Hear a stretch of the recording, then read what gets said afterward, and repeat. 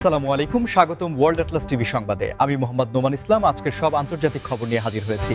শুরুতেই জানিয়ে দিব সংবাদ শিরোনাম, তারপর বিস্তারিত। ইরানে হামলা অন্তহীন যুদ্ধে রূপ নেবে না নেতানিয়াহু? মধ্যপ্রাচ্যে দীর্ঘমেয়াদী যুদ্ধের শঙ্কা বাড়ছে। মার্কিন সেনা অহত, ভূপাতিত ৩ যুদ্ধবিমান। ইরান যুদ্ধে নিহত মার্কিন সেনার সংখ্যা বেড়ে ৪। খামেনেইয়ের স্ত্রীর মৃত্যু। সৌদি শোধনাগারে ইরানের হামলা। মার্কিন যুদ্ধবিমান ধ্বংস। যুদ্ধের তৃতীয় দিনে আর কি হল? ইরান যুদ্ধ নিয়ে মার্কিন পররাষ্ট্রমন্ত্রীর বক্তব্যে তোলপাড়। এই বিষয়ে আপনার মতামত কমেন্টে জানান এবং যুদ্ধের সব আপডেট আগে পেতে চ্যানেলটি সাবস্ক্রাইব করে যাবেন। আসসালামু আলাইকুম, স্বাগতম জানাচ্ছি ওয়ার্ল্ড অ্যাটলাস টিভি সংবাদে। আমি মোহাম্মদ জায়েদ গাজী। এতক্ষণ শুনছিলেন সংবাদ শিরোনাম, এবার বিস্তারিত। প্রথমে আসা যাক ইসরায়েলের প্রধানমন্ত্রী বেনিয়ামিন নেতানিয়াহুর সাম্প্রতিক মন্তব্যের প্রসঙ্গে, যেখানে তিনি ইঙ্গিত দিয়েছেন যে ইরানের উপর তাদের হামলা অন্তহীন যুদ্ধে রূপ নেবে না। এই মন্তব্যটি মধ্যপ্রাচ্যের বর্তমান উত্তপ্ত পরিস্থিতির প্রেক্ষিতে অত্যন্ত তাৎপর্যপূর্ণ। নেতানিয়াহু বোঝাতে চেয়েছেন যে ইসরায়েলের উদ্দেশ্য সীমিত এবং সুনির্দিষ্ট, যার লক্ষ্য হল ইরানের পারমাণবিক উচ্চাকাঙ্ক্ষা এবং আঞ্চলিক প্রভাব বিস্তারকে নিয়ন্ত্রণ করা। কিন্তু এর মানে এই নয় যে তারা একটি দীর্ঘমেয়াদী এবং অনির্দিষ্টকালের সংঘাতে জড়াতে চায়। তবে বিশ্লেষকরা বলছেন, এই ধরনের ঘোষণা যুদ্ধক্ষেত্রে কতটা কার্যকর হবে তা নিয়ে সন্দেহ থেকেই যায়। ইরানের পক্ষ থেকে পাল্টা জবাবের হুমকি এবং তাদের আঞ্চলিক মিত্রদের সক্রিয়তা পরিস্থিতিকে আরও জটিল করে তুলছে। গত কয়েকদিনে ইরান তার নিজস্ব সামরিক প্রস্তুতি আরও জোরদার করেছে এবং আন্তর্জাতিক মহলে ইসরায়েলের এই পদক্ষেপের তীব্র নিন্দা জানিয়েছে। বিশেষ করে জাতিসংঘের নিরাপত্তা পরিষদ এবং বিভিন্ন আন্তর্জাতিক সংস্থা এই অঞ্চলে শান্তি বজায় রাখার জন্য উভয় পক্ষকে সংযম প্রদর্শনের আহ্বান জানিয়েছে। অনেক সামরিক বিশেষজ্ঞ মনে করেন, এই মুহূর্তে যে কোনো ধরনের ভুল হিসাব বা অতি প্রতিক্রিয়া পরিস্থিতিকে নিয়ন্ত্রণের বাইরে নিয়ে যেতে পারে।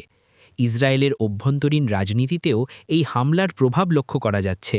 একদিকে যেমন কট্টরপন্থীরা ইরানের বিরুদ্ধে কঠোর পদক্ষেপের পক্ষে, অন্যদিকে কিছু অংশ দীর্ঘমেয়াদী সংঘাতের অর্থনৈতিক ও মানবিক পরিণতি নিয়ে উদ্বিগ্ন। নেতানিয়াহুর সরকার চাপের মধ্যে রয়েছে উভয় দিক সামাল দেওয়ার জন্য। বিশ্বজুড়ে বিভিন্ন দেশের সরকার এই পরিস্থিতির ওপর নিবিড়ভাবে নজর রাখছে। অনেক দেশ তাদের নাগরিকদের মধ্যপ্রাচ্যে অপ্রয়োজনীয় ভ্রমণ এড়াতে সতর্ক করেছে এবং সেখানে অবস্থানরত তাদের নাগরিকদের নিরাপত্তা নিশ্চিত করার জন্য প্রয়োজনীয় পদক্ষেপ নিচ্ছে। এটি কেবল ইসরায়েল এবং ইরানের মধ্যে সীমাবদ্ধ একটি সংঘাত নয়, বরং এর বৈশ্বিক ভূ-রাজনৈতিক প্রভাব রয়েছে। তেলের দামের অস্থিরতা থেকে শুরু করে আন্তর্জাতিক বাণিজ্য রুটগুলোর নিরাপত্তা পর্যন্ত অনেক কিছুই এই সংঘাতের উপর নির্ভরশীল। আশা করা যায় কূটনৈতিক প্রচেষ্টাগুলো শেষ পর্যন্ত কার্যকর হবে এবং এই অঞ্চলকে একটি বৃহত্তর সংঘাতের হাত থেকে রক্ষা করবে।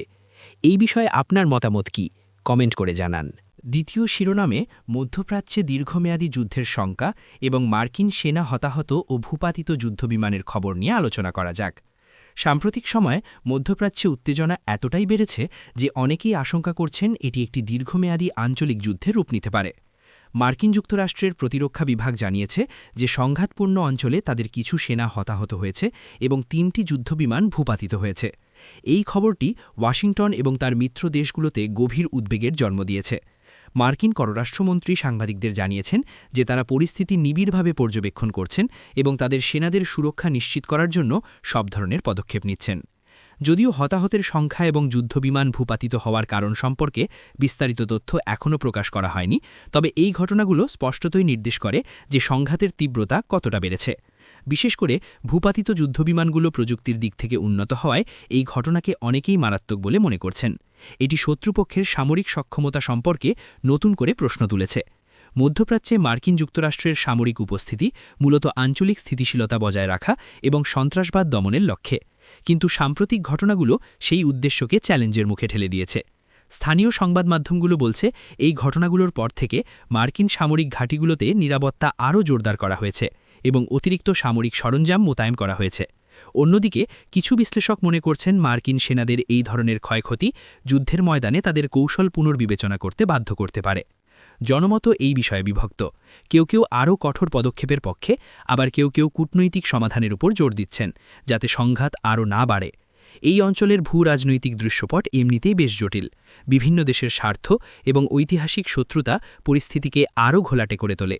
এই মুহূর্তে প্রয়োজন হল সমস্ত পক্ষের সংযম প্রদর্শন এবং আলোচনার টেবিলে বসা, যাতে একটি শান্তিপূর্ণ সমাধান খুঁজে পাওয়া যায়।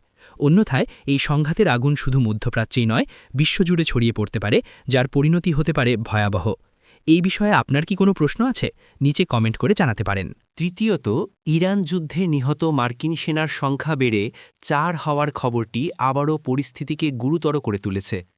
এটি কেবল একটি সংখ্যা নয়, বরং এর পেছনে রয়েছে 4টি পরিবারের সীমাহীন শোক এবং মার্কিন সামরিক বাহিনীর জন্য একটি বড় ধাক্কা।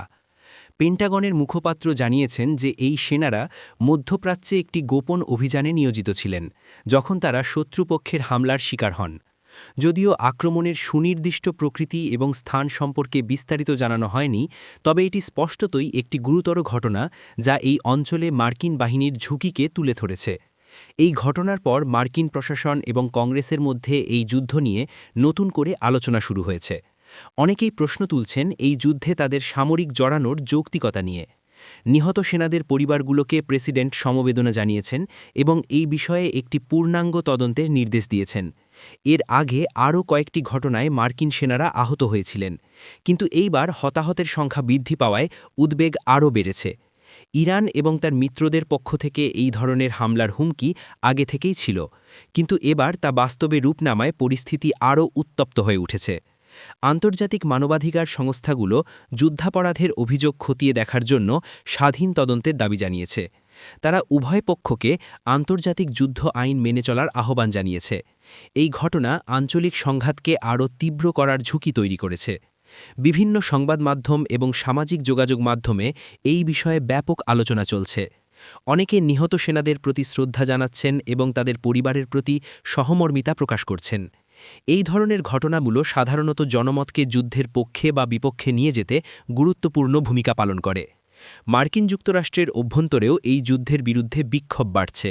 বিশেষ করে ছাত্র সমাজ এবং শান্তি আন্দোলনের কর্মীরা এই যুদ্ধ বন্ধের দাবি জানাচ্ছেন। আন্তর্জাতিক মহল এই পরিস্থিতিকে অত্যন্ত সতর্কতার সাথে পর্যবেক্ষণ করছে এবং উভয় পক্ষকে সংযম প্রদর্শনের আহ্বান জানাচ্ছে। একটি ভুল পদক্ষেপ এই অঞ্চলকে আরও গভীরে একটি সংঘাতের দিকে ঠেলে দিতে পারে। এই বিষয়ে আপনার ভাবনা কি? আমাদের জানাতে পারেন।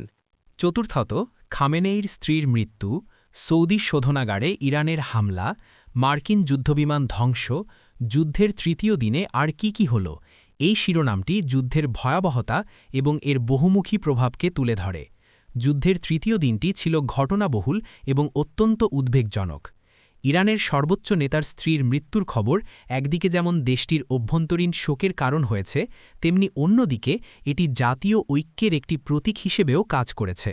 এই শোকের মুহূর্তে ইরান তার সামরিক সক্ষমতা প্রদর্শন এবং শত্রুদের বিরুদ্ধে পাল্টা হামলার অঙ্গীকার আরও জোরদার করেছে।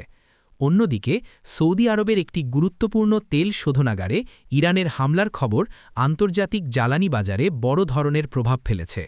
তেলের দাম তাৎক্ষণিকভাবে বেড়ে গেছে এবং বৈশ্বিক অর্থনীতিতে এর দীর্ঘমেয়াদী প্রভাব নিয়ে উদ্বেগ দেখা দিয়েছে। সৌদি আরব এই হামলার তীব্র নিন্দা জানিয়েছে এবং এটিকে তাদের সার্বভৌমত্বের ওপর সরাসরি আঘাত হিসেবে বর্ণনা করেছে। তারা আন্তর্জাতিক সম্প্রদায়কে ইরানের বিরুদ্ধে কঠোর পদক্ষেপ নেওয়ার আহ্বান জানিয়েছে। একই দিনে মার্কিন যুক্তরাষ্ট্রের 3টি যুদ্ধবিমান ধ্বংসের খবরটি সামরিক দিক থেকে অত্যন্ত গুরুত্বপূর্ণ।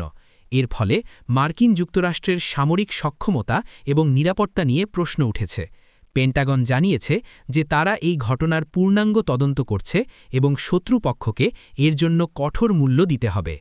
এই ঘটনাগুলো যুদ্ধের ময়দানে গতিশীলতার পরিবর্তন ঘটিয়েছে। বিভিন্ন সামরিক বিশ্লেষক মনে করছেন এই ধরনের হামলা এবং পাল্টা হামলা একটি বৃহত্তর আঞ্চলিক সংঘাতের জন্ম দিতে পারে।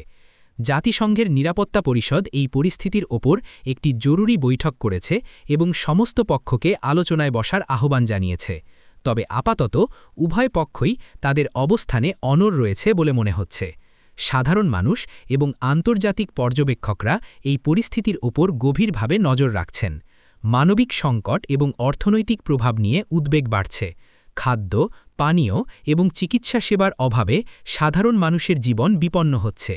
বিভিন্ন আন্তর্জাতিক সাহায্য সংস্থা এই অঞ্চলে ত্রাণ কার্যক্রম শুরু করার চেষ্টা করছে, কিন্তু সংঘাতের কারণে তা ব্যাহত হচ্ছে। এই বিষয়ে আপনার ভাবনা কি? আমাদের কমেন্ট বক্সে জানান। সবশেষে ইরান যুদ্ধ নিয়ে মার্কিন পররাষ্ট্রমন্ত্রীর বক্তব্যে তোলপাড় হওয়ার বিষয়টি নিয়ে আলোচনা করা যাক। মার্কিন পররাষ্ট্রমন্ত্রী তার সাম্প্রতিক এক বক্তব্যে ইরানের বিরুদ্ধে আরও কঠোর সামরিক পদক্ষেপের ইঙ্গিত দিয়েছেন, যা আন্তর্জাতিক মহলে ব্যাপক তোলপাড় সৃষ্টি করেছে। তার এই বক্তব্যকে অনেকেই যুদ্ধের আগুনে ঘি ঢালার মতো বলে মনে করছেন। তিনি বলেছেন যে ইরান যদি তাদের পারমাণবিক কর্মসূচি এবং আঞ্চলিক অস্থিতিশীলতা সৃষ্টির কার্যক্রম বন্ধ না করে, তাহলে মার্কিন যুক্তরাষ্ট্র তার মিত্রদের সাথে নিয়ে আরও কঠোর প্রতিক্রিয়া জানাতে দ্বিধা করবে না। এই বক্তব্য একদিকে যেমন ইসরায়েল এবং সৌদি আরবের মতো মিত্রদের মধ্যে স্বস্তি এনেছে, তেমনি অন্যদিকে রাশিয়া, চীন এবং ইউরোপীয় ইউনিয়নের মতো দেশগুলো এর তীব্র সমালোচনা করেছে। তারা মার্কিন যুক্তরাষ্ট্রকে সংযম প্রদর্শনের এবং কূটনৈতিক সমাধানের উপর জোর দেওয়ার আহ্বান জানিয়েছে। অনেক বিশ্লেষক মনে করছেন, পররাষ্ট্রমন্ত্রীর এই বক্তব্য ইরানের ওপর চাপ সৃষ্টি করার একটি কৌশল হতে পারে, যাতে তারা আলোচনার টেবিলে আসতে বাধ্য হয়। তবে এর উল্টো ফলও হতে পারে। ইরান এই বক্তব্যকে তাদের সার্বভৌমত্বের উপর হুমকি হিসেবে দেখতে পারে এবং আরও কঠোর পদক্ষেপ নিতে পারে। এর প্রতিক্রিয়ায় ইরানের পররাষ্ট্রমন্ত্রী মার্কিন যুক্তরাষ্ট্রের বক্তব্যকে উস্কানিমূলক বলে অভিহিত করেছেন এবং বলেছেন যে ইরান তার নিজস্ব নিরাপত্তা নিশ্চিত করার জন্য সব ধরনের পদক্ষেপ নিতে প্রস্তুত।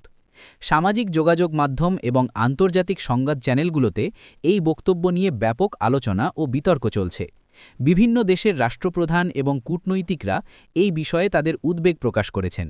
বিশেষ করে ইউরোপীয় দেশগুলো এই অঞ্চলের স্থিতিশীলতা বজায় রাখার জন্য মধ্যস্থতার চেষ্টা করছে। তারা মনে করে সামরিক সংঘাতের বদলে কূটনৈতিক সমাধানই একমাত্র পথ। বিশ্বজুড়ে বিভিন্ন অর্থনৈতিক সংস্থা এই পরিস্থিতির উপর নজর রাখছে, কারণ মধ্যপ্রাচ্যের এই সংঘাত বৈশ্বিক অর্থনীতিতে বড় ধরনের প্রভাব ফেলতে পারে।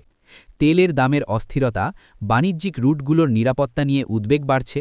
আশা করা যায় সমস্ত পক্ষই বিচক্ষণতার পরিচয় দেবে এবং একটি শান্তিপূর্ণ সমাধানের দিকে এগিয়ে যাবে। এই বিষয়ে আপনার ব্যক্তিগত মতামত কি? আমাদের জানাতে ভুলবেন না।